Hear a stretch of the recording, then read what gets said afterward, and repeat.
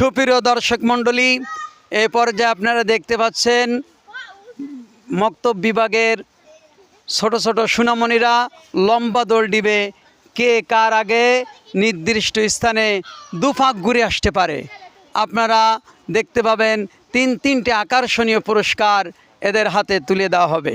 তাহলে এ পর্যায়ে লম্বা দৌড় শুরু হয়ে যাচ্ছে, দেখতে থাকুন।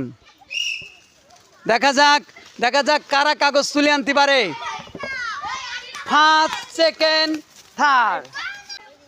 লম্বা দৌড়ে ফার্স্ট হয়েছে আমাদের মক্তব বিভাগের আনিশা খাতুন। তাকে একটি নখ কাটা মেশিন পুরস্কার দেওয়া হলো। আমাদের দ্বিতীয় স্থান অধিকার করেছে লম্বা দৌড়ে তাবাসসুম। তাকে একটি আয়না দেওয়া হলো।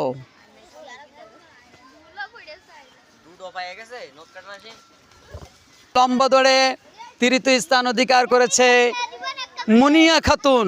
তাকে একটি বিরাস উপহার দেওয়া হলো।